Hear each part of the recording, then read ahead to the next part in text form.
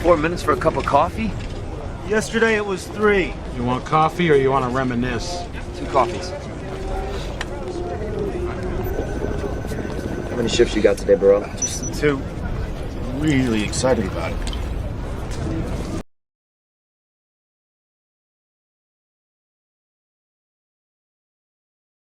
Right now, you're sitting down on the couch and you're talking about the things that make you sad. And there's nothing I can do about it! You move me! Where did I go away? Where is the got it! Hell is the best possible thing that can happen to this psychology of people. So powerless to even identify the source of their trauma that they let it spill over onto other people. They're driven by this kind of sordid self-pity that they really enjoy. They like it. They find enjoyment in suffering.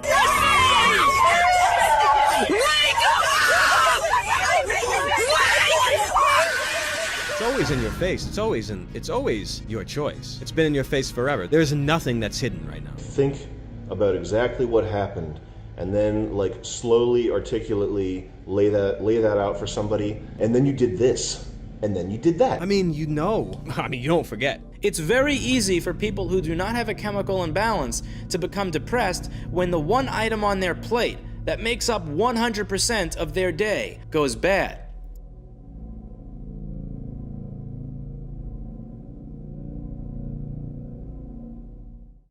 I want to argue that hell is a place that most people actually want. They are not just headed there, they want to be there. There's a part of human psychology, and it's not in all humans, but it's in many humans, that they want to suffer. When they see something good, they just reflexively, they just hate it. The something wells up inside of them. Maybe it's jealousy, maybe it's, I don't really know.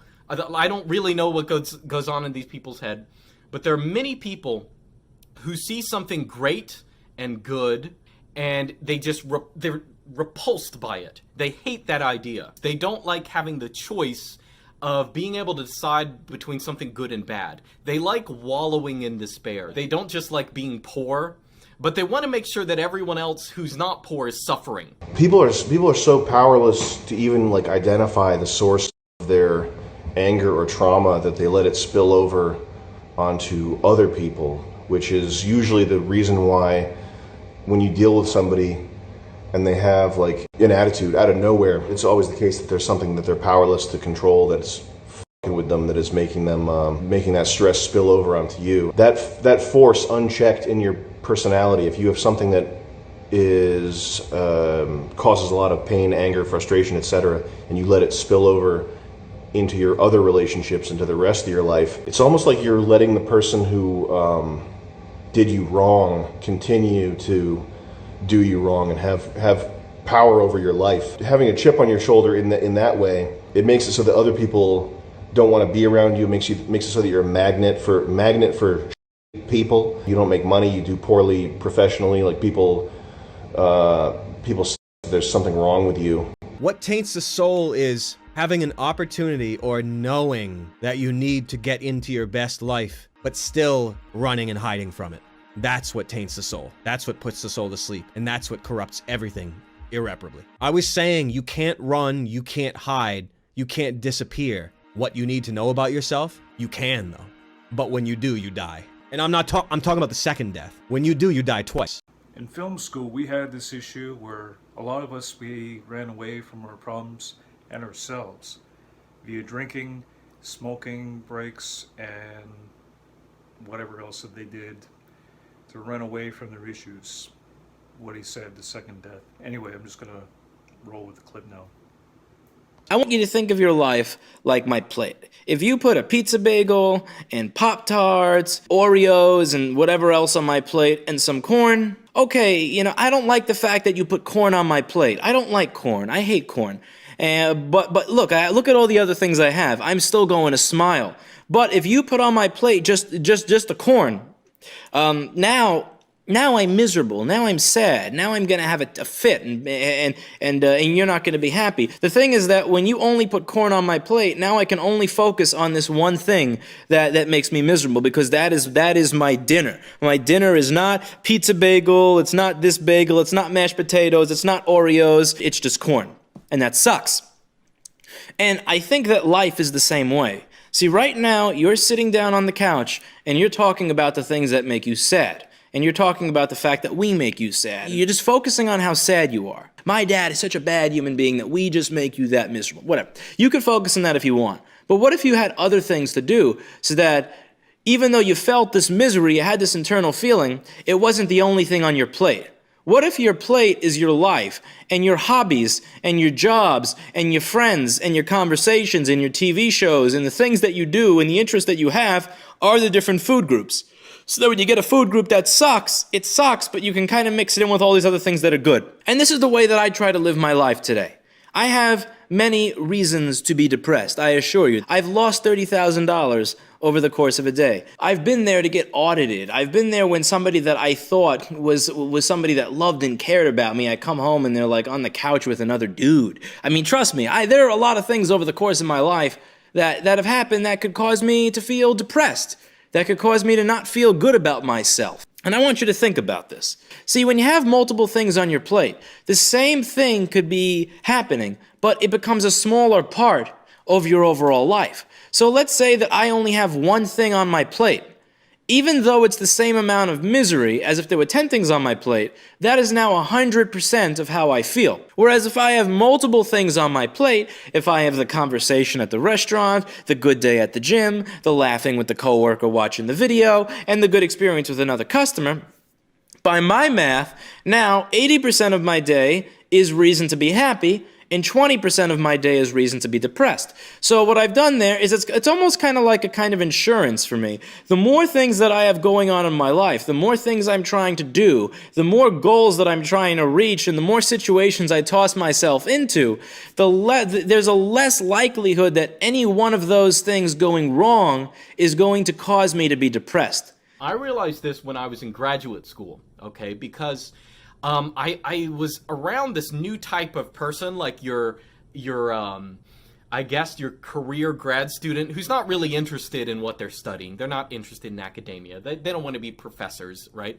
Well, first off, they're in grad school because that's like the path of least resistance. You know, you just keep going to school because you don't have anything else to do. Every assignment they had, they liked wallowing in despair. They didn't actually want to accomplish things. They're not driven by success. They're not driven by, you know, being proud of their work. They're driven by like this kind of sordid, like self-pity that they really enjoy. They like it, and they like being able to complain. They like being able to complain to other people. They like suffering. They find enjoyment in suffering. What hell is it is a place where these people can suffer in peace. They no longer have to be taunted with people more successful than them, because everyone is suffering in hell.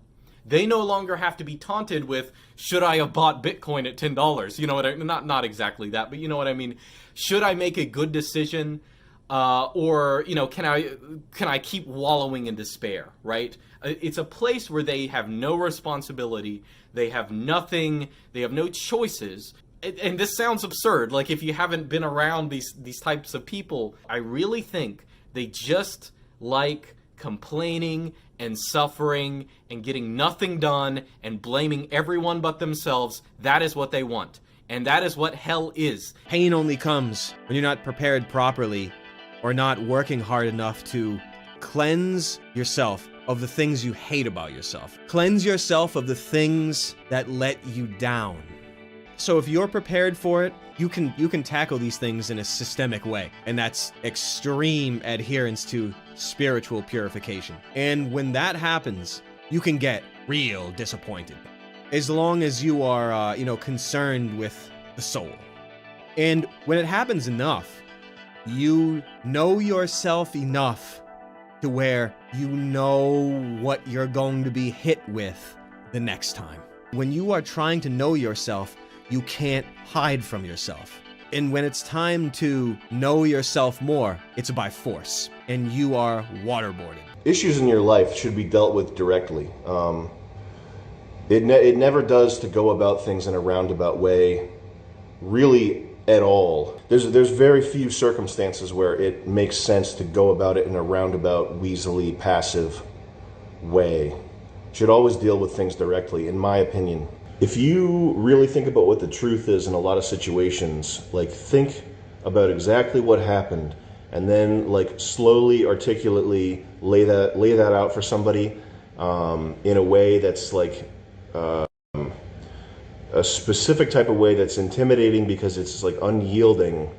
And then you did this, and then you did that, and then you did this. If it's true, if it's the truth that you hit someone with, and you do it in that way, you could probably get more. You could probably get more out of that in terms of like closure, clarity, revenge, whatever it is that you're looking for. Think of all the things that you don't know that are waterboarding you.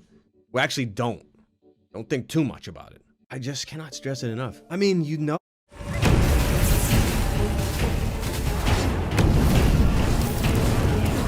Oh, you remember, I mean, you don't forget. If you have no choice but about it. I just cannot stress it enough. I mean, you know.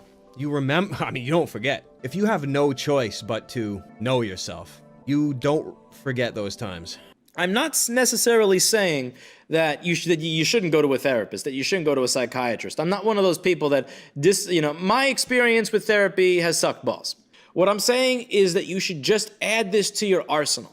Add this to your tool belt. So you have the medication, you have the support group, you have the therapist. Ask yourself, audit yourself every now and then, is the plate of my life full?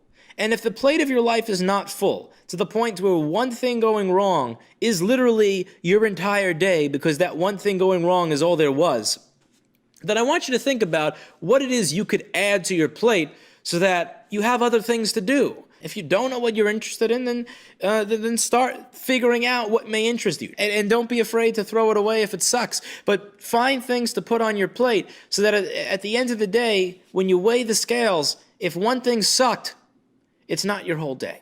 There comes a point when you're committed to getting to your best life. And I know that sounds insane, but when you're committed to it and when you're confronted with an opportunity to know yourself deeper and to prevent any more illogic, you have no choice but to go all the way, no matter how it makes you feel.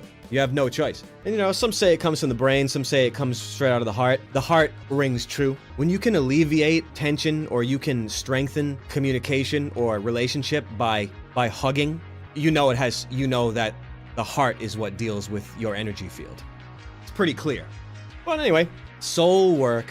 I mean, we all know the Bible, right? It's not flesh and blood or whatever the hell. It's principalities in a spiritually wicked realm. It's not even things that you can see. But who would believe that? It's only been written for thousands of years. It's only been in your face for thousands of years. It's always in your face. It's always your choice. It's been in your face forever. There's nothing that's hidden. There's nothing that's hidden right now. Even the craziest, wildest truths are out there. Mixed with so many untruths, it renders all of them meaningless. That was a video by Sam Hyde. Pretty good video. Okay, my take on this, if you have problems, know what the problem is, write it down, and don't make excuses. Find ways of either tackling your problems head on, or if you can't solve your problems in a day, write it down in a journal, and then from there on you can get back to those problems later. Know what the problem is. If you're ready to take that first step, towards a goal, having goals and trying to get things accomplished, that's gonna help elevate you to new higher levels. And yeah, makes sense. Anyway, stay crafty.